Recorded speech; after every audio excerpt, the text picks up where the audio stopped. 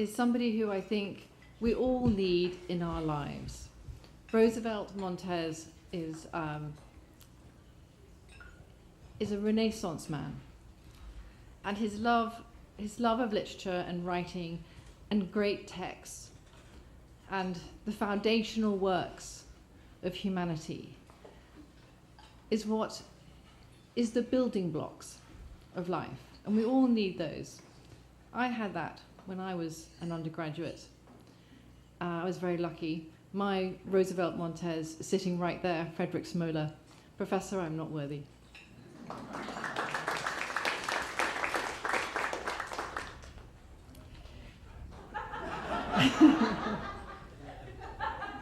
It's like, get on with it. Roosevelt is at Columbia University. He's also the director of its Freedom and Citizenship Program, which introduces low-income high school students to the Western political tradition through the study of foundational texts. From 2008 to 2018, he was the director of Columbia's Center for the Core Curriculum. He is the author of one of my favorite books. It's called Rescuing Socrates: How the Great Books Changed My Life and Why They Matter for a New Generation. This is Roosevelt Montes in his own words. He says, "Writing is my way of making sense of the world as I have experienced it. To write." Ladies and gentlemen, Roosevelt Montes.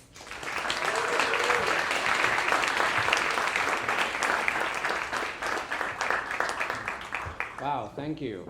Thank you. Can't really believe this. I got this email saying, come to House Speakeasy at Joe's Pub at the Public Theater. We'll give you the stage for 7 to 10 minutes because you are a writer. And man, some strange things can happen in your life. My first reaction was, there's no way I can do this. There's no way I can adequately prepare for this task. My life is kind of hectic right now. I have a 4-year-old son. That's hectic enough. And then I have a daughter who's a year and 4 days now, Artemis. But then, really, I could not say no. Say, okay, I absolutely have to do this. And Erin Cox said, look, you do something like between a story and a lecture.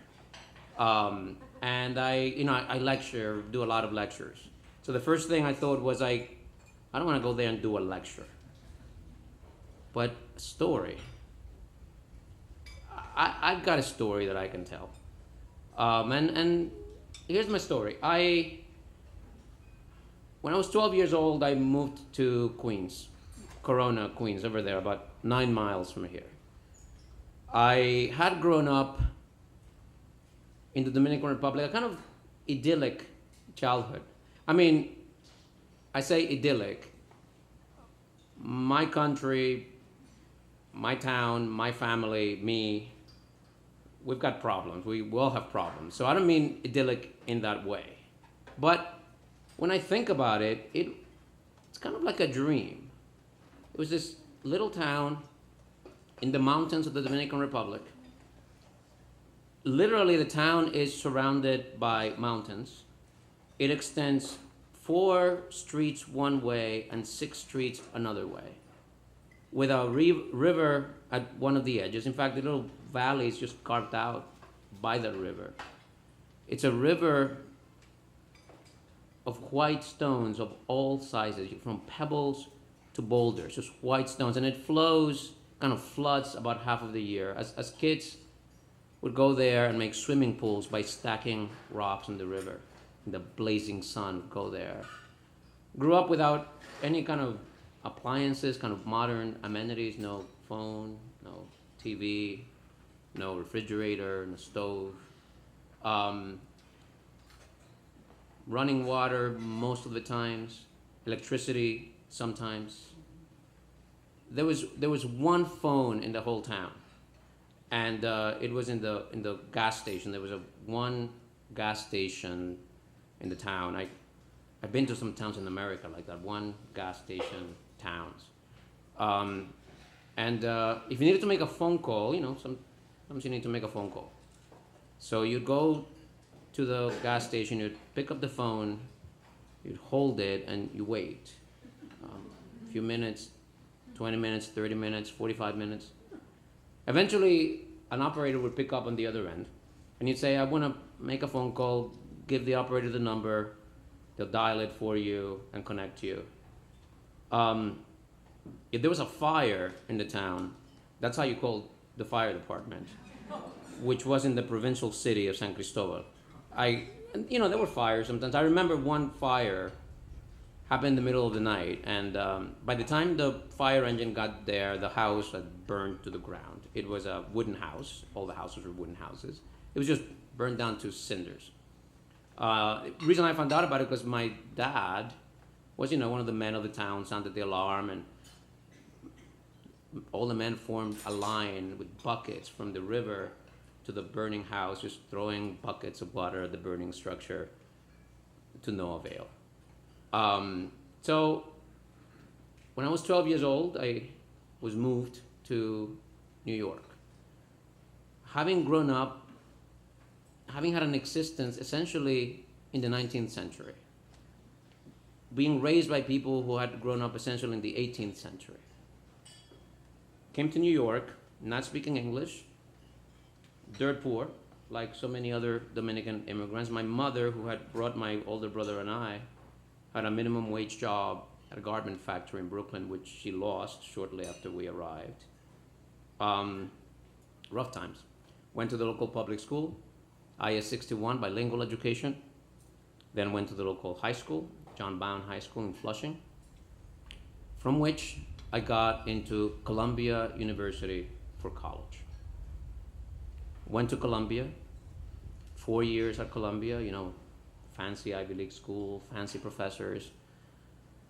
And man, I liked literature, liked reading books, writing about books. So I stayed right at Columbia for graduate school. I graduated in May. In September, I was in the same classrooms, having the same campus job, same relationships, same apartment, but now I was in graduate school, in the MA year of an MA PhD program, which I completed at my own pace, about 8.5 years. So here I was with a PhD, and the expectation is, those of you who know academia, the expectation is that if you graduate with a PhD, then you apply to the 3 jobs or 4 jobs, wherever they are in the nation. Usually they will be in a place you've never heard of, a school you've never heard of. And that's what you do as an academic. And no, there was no way I was going to do that. I was not going to leave New York. I had just begun to feel at home in New York. There was no way I was going to uproot myself and go to some other place where I was a stranger. The trauma of immigration was still too vivid. Kind of still is too vivid. So I was going to stay in New York. I hung around Columbia and would take any job that would pay me enough to make rent. Eventually, I became director of its undergraduate core curriculum program, the Center for the Core Curriculum, and did that for 10 years and wrote a book, Rescuing Socrates, about my education, about my experience and how my education, my liberal education, had shaped me. How really trying to explain to myself how it was and who it was that I was in this world. So let me tell you a little bit about that, and here's like the lecture part. The book is about liberal education. Liberal education is a thing that usually very rich people get. And it's a kind of education that's defined by its uselessness. It's an education about nothing useful. So, who wants to spend their time and their money on a useless education? Well, the point I try to make in the book, it's a tricky point, tricky argument, is that useless education is in fact the most transformative, the most necessary, and the most empowering, especially for the disadvantaged the marginalized, the underprivileged. And that to deny or steer people away from a liberal arts education is almost criminal and a dereliction of our responsibility, of our duty as a society. Now, you might say, wait, you're telling me that you're arguing that people should go spend 4 years, maybe get into debt, for a useless education? Well, yeah, but not a useless education instead of a practical or professional or applied education, but this kind of education as the foundation of whatever education you get. You need an education in which you think about stuff, in which you grapple with fundamental issues. And you do so in conversation with other people who are really different than you, who bring different perspectives, different backgrounds, but who are grappling and coming to terms with the same fundamental questions you are, probably in response to literary prompts, to provocations. You need that type of education, whether you want to be an engineer, a doctor, an economist, a plumber, a computer programmer, whatever kind of professional, applied, technical, marketable education you get should be rooted and emerge from this immersion into human, existential, fundamental questions. Probably in conversation with other people and prompted by texts, works of art, literary reflections that have grappled with these fundamental issues that we all face by virtue of our humanity, from antiquity to the present. Especially the ancient texts have proved, demonstrated their capacity to be generative, to be provocative, to be elucidative. Not because they tell you the answer to the fundamental questions, but because they equip you to ask those questions in a better, deeper, more fundamental, more authentic way. The fundamental questions of human life the answers cannot be given to you. You have to realize, each one of us has to realize and work out those answers. And part of your education needs to be grounded in that kind of thinking and that kind of conversation. So that's my story, and that's my lecture.